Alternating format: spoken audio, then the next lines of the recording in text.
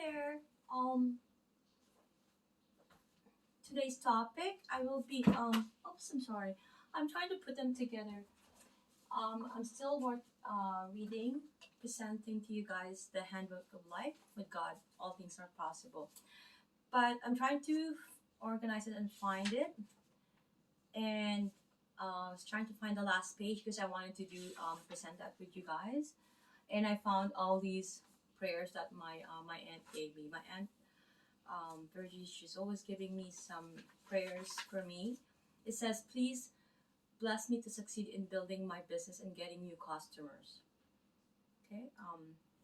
And also, bless me, O Lord, with your answers to my money worries. And may I be blessed with joyful health and healing. Thank you, Lord, for my bountiful blessings. So it's all about like blessings or helping me to be bountiful. And health and healing is because they know I'm very asthmatic and I have anemia. It's just because I'm very weak. I'm always cold, and but then I get triggered by cold and heat as well because I'm asthmatic, and I start to produce some little. It's not really like those yellow plum, right? But I start to produce a little bit, and I couldn't. It's I feel like my airway is narrowing, right? Which is the case. And then it gets slimy, and I couldn't. And sometimes I feel like I'm choking. And if I'm upset while I'm having attack, no, actually, being upset is a trigger as well. So if I get upset, asthma will come, and I couldn't talk. And it's hard. And if I'm nervous too, there's so many uh, factors sometimes that's making me cold, and it's a trigger for my asthma. So she always gives me this, and at that time I had an MRI because I have this headache. When it's like a pressure in my head, when I'm having orgasm, or I'm getting tense, excited. Too much excitement is giving me an intense headache. So I had to do my MRI, which I have not known of the results. Okay, so I'm gonna start. My aunt gave me this too. The Christmas blessing I want to receive is to handle daily stress, because I'm always in a fast pace and always like in a tense mode, as it seems to them. Because when I go there, it's always like after work, I'm in a rush. I'm very active, and this is why even if I eat rice morning, lunch, and dinner, I haven't run. Like Peter, right? He always runs. He always do his daily routine of But I don't really do anything. I'm always home, and I haven't really run or walk or even walk for like since COVID started. The last time I did run was in Dominican and Aruba. That was the last time I run, I believe. And I tried to when I got back after we got back from Dominican, but I couldn't. It's just for to try it, and I did all these a video and things about it. But okay, so what I'm gonna be talking about, I'm supposed to do the last video, but I think I'm gonna be following the sequence. Okay, so I'm gonna be talking about chapter 37. Okay, asking God for guidance in handling your property. Okay, so I'm gonna be starting that now. I haven't read this. It's just because the fact that I don't really have a property here, right? And even in the Philippines, what property I have, it's just like inheritance from my mom. We're poor. My mom's side is poor. My dad's they're a little bit have comfort, and because my dad's an engineer and seaman, and the whole family is like doctors and teachers and stuff like that. So they have education more so in comparison to my mom's side. We're poor, but my mom's side has very good integrity. Like the family, like everybody knows, everybody wants to like marry our family, kind of, because if they know, oh, from Kawil, oh, okay, I see you. That's a good. Like they wanted to, like in the Philippines, that's how it is. Like depending, they will pick a woman based on the family. I'm a disgrace because I remarried, but I've been married twice, but not in a real marriage, I would say, because even if my first one, Paul, was a good factor for he's a material husband material, but the fact that I was pressured at that time and I was so young, but overall he was a good guy. But it wasn't a time that I would want to get married. It wasn't a time that I have planned for myself, but it was a wish of my dying mother. And Paul has been courting me for years, and he actually became sort of my childhood sweetheart because so it's a different story. I'd rather be married to him and be forever, and that was the plan. And I feel guilty about that, and things didn't happen. But his kids are okay, and we're fine, and it became uh, leading to many things now, right? So life has been good, and that's the factor that I'm thankful for. Even if the family that I've been and hasn't had to deal with property, they had property and land. They have a big land, but so there's so many people. Also, I have lots of cousins that they needed more than I do. Like I'm poor here in Canada as well. I live in Toronto, Canada, by the way, and my background is I'm Filipino, and here it's like I don't really as much as I would love to say, but it's just monthly to monthly. It's just you're gonna have to like make sure that you're on top of your bills and your more to say whatever. In my case, it will be let's say a rent, right? As versus owning. You know, I would like to do that when I have a plenty of resources. When the time comes, it's proper time, right? I never really asked for it. Maybe it's saying here that do not even question your fathers because he's very you can ask, right? So I should be starting to ask because a lot of people owe me as much as I owe a lot of people. But um, having to say this, okay, so I'm just gonna start and go ahead with a chapter. Sorry that I have to do a preliminary talk, and I'd like to do a little bit about me so that hopefully that you can learn about me. And it could be a way for you to learn um, Jesus, and then this way we could also learn together. Okay, so asking God for guidance in handling your property. So, are you worried for any reason about property that you own? For instance, have you debts or mortgage on your property or rents which you have to meet? Do you feel the need of God's guidance and blessings in your property matters? These and many other questions like them are pressing problems which many people have to meet.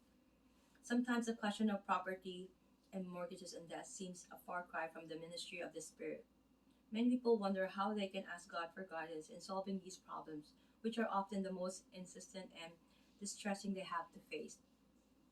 You too may have hesitated to ask God's help and guidance in handling your property and business matters because you may have felt that houses and farms, lots and business ventures are something with which God does not concern himself.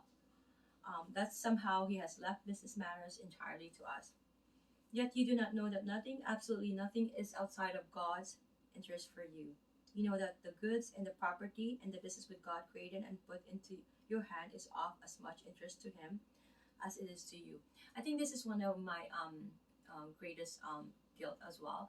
I believe, you know, from being a Roman Catholic, I'm still a Roman Catholic, I guess. I'm trying to be a full Christian, and I feel like I'm a lost Christian, and that's because I don't have a church right now that I could, you know, there was a time that I was gonna be joining um, a church that I have so much belief in.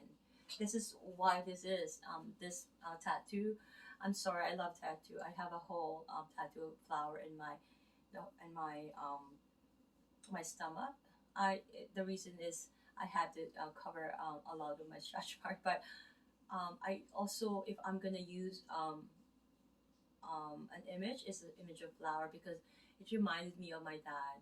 My dad loves used to give me flowers every time he would walk me to my preschool or I was young I was really young I could remember yes but not a lot of times, but the ones that I remember is about him trying to get me flowers. So it just reminded me.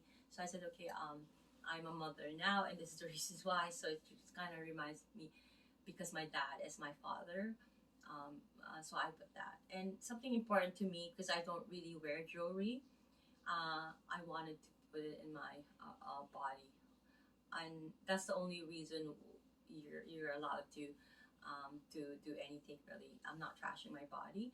Um, I have reasons, good purpose reasons, is because I love them. And there's that representation of how I am as a person, how I become, I have evolved, right? This one here, this is a mistake, because when my ex fiance, I'm not gonna bring him into any of these because gosh, but anyways, he wanted to put my name on his body, so I said, okay, are you sure, right? So we went, and he ended up having my name Melody, right? And then after that, he's like, okay, what about you? Are you good? But I didn't want to put. I put sort of a flower, right? It's still indicating like my dad's, right? And I put you know, and I ended up putting the name, and then I had to put a flower on top of that, and this became memorable. This one is not done, and I have to have another one here. I need another one, and I want to have here that will indicate a cross. That will give me, because I don't like wearing jewelry. I need to wear a cross, something, right? So I remember to, every time I look at it, I'll remember that, hey, don't sin, don't sin. Sometimes Christian needs to have a grasp on to say, hey, don't sin. Perhaps like even like I have to tell, okay, how people have to count to 10, right? And for me too, it's like, okay, I have to, I have to go to church. I have to go. It was so hard for me at that time because, and I just abolished it because I work on the weekend, and it was so hard, right? It's impossible to attend the Sunday mass, which is usually on the Sunday, so it's not a good match for me. If I were to think about it, I didn't nourish the access or the link that God has given me. Okay, so, but going back to the topic of asking God for guidance in handling your property. So, yet you do know that nothing, absolutely nothing, is outside of God's interest for you. We know that. I have said that um, earlier, that we have to be um, happy with any in any anything in particular, any aspect, let's say any aspect of our lives, we should be happy incorporating Jesus with it. Asking, is this, what do you think? Like always, we always ask our friend, we always ask our everybody mostly, right? So it is really important that we incorporate Jesus into all our meddlings, or all that events that's happened in our life, like all events. This is like, again, my mistake, because I always just ask for my kids' safety and health, and I want them to be good, obviously, and they are. But being good is not enough for you to be safe. You know that a lot of people are good because that's the nature of a human being. That's the nature. Anybody who's really bad cannot be fully bad, and we have to know that, right? So, having said that, that's not an indication that you will be safe. So I want them to be able to be safe. Okay, so I'm going to be reading some passages here. When you study the life of God's dear Son, Jesus, closely, you see at once that Jesus spent as much of his time caring for the bodies of men and women as he did their spirits. Jesus knew what poverty was. He hated it and never praised it. He commanded the rich to share with the poor, but regarded poverty and as merely another opportunity to mold character, not as good thing in itself. Right? Poverty is bad in itself, but it could be a blessing in disguise, because that could mold someone's character. That's what it's trying to say here. Time after time, he recognized that houses and farms brought poverty problems, and he tried to help people with them. Yet Jesus always taught that all property and land and earthly possessions belong first to God. He thought that we were but caretakers or stewards of the property, and that whatever we did with it should be devoted to using it for God's purposes. The minute you take this attitude toward your property and its problems, you will find that the solution of many of these problems becomes immediately clear. There's one. There's only one rule you need in your property and business matters. That is the golden rule. Yes, we know that this rule has been twisted around so as to mean little in business dealings, but a better one has never been given. And it is also true that in many cases, when you try to put the golden rule in your property and business transactions, you are, as Jesus said, like a sheep in the midst of wolves. But remember that this said Jesus, and be as wise as serpents, as well as harmless as doves. Some people think that if you want to put the golden rule into your business and property, that you must lose all your senses entirely. That the lender must loan to anyone who asks, that the seller of property must have to sell the property at less than he could afford to. But somehow, when you carry on your property matters in the service of God, He does give you the wisdom which Jesus said you should have. Everyone knows that the mission workers and the poor section of the cities are wholeheartedly devoted to the service of God and their fellow men. But they are far less likely to be taken in by the people who unworthily ask for help than the supposedly hard-headed rich people who come down to help them. Okay, so honesty and open-heartedness in property and business dealings somehow brings you the real help of God. It somehow gives you a deeper wisdom in their handling, in buying, in selling, in renting, and in financial matters in general. Because you have nothing to hide. You do not have to keep thinking about yourself all the time. Oh my god, I feel like my book was. Yeah, sorry about that. Sorry for just. I feel weird that I'm reading my mom's book this way. I just have to look around for all the missing pages. That's why. Okay. Okay. Honesty and open heartedness. And okay. Okay, you are able to think clearly about the person who wants to buy or sell or rent or loan. If they are not acting honestly, you are so often able to detect it more quickly than if you had your mind solely on yourself. Because God does give you this wisdom. So you will find that if you start out in God's way with an honest and open heart, people will respond in the same way. Most people, when they start out to buy or rent or sell property or to do business, are on their guard. They expect deceit and lying and double dealing. But when they see you are honest, that you do not have to hide anything, that what you say they can see is true, then they drop all their own pretenses and are glad to do so. It's so much easier to do business with a decent, honest man. The whole transaction takes place on an entirely different footing. So people respond to truthfulness with truthfulness. On the corner in many a great city, you will find a little pile of newspapers with a thin cup placed there while the small merchant has gone to dinner. It will be only one person in 1,000 who will take a paper without dropping a coin into the little cup. So one of the largest restaurant chains in New York City allows its customer to take whatever they want of the food freely displayed and open on to their counters. The customer eats what he feels he can afford, and on the way out tells the cashier the amount of his check and pays the amount. The customer is entirely trusted. That company has prospered all through the years, and its losses are practically nothing. It is so much more easy to tell the truth than it is a wonder. It is a wonder people often take a lifetime to find this little fact out. When you find when you tell the truth in a business matter, then indeed God is on your side. For it is even a commandment, thou shalt not bear false witness, thou shalt not lie.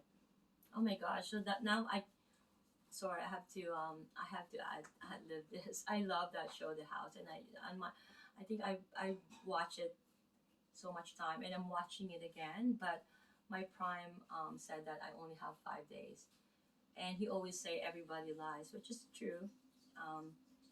But it says here, do not, thou shalt not bear false witness, thou shalt not lie. I know Even I tell my kids, right? It's true. Like, if you're a parent, you're gonna have to expect that your children are gonna lie. I hope that my kids will not watch, but they have to know that these lies are to a better purpose. Let's say you don't want to hurt grandma. You're not gonna say that their cooking is really bad. Stuff like that, right? You're gonna have to do some white lies in your life, which is fine because there's a bigger purpose. You have to cover something that will protect that person from getting hurt, right? Something like that. As long as we're not gonna lie for the purpose of like a habit of lying, then it is really a sin, right? So when you tell the truth, you need not fumble for words. You need not blush nor stammer. You do not need to tell one person one story and another person another story and hope they do not get together.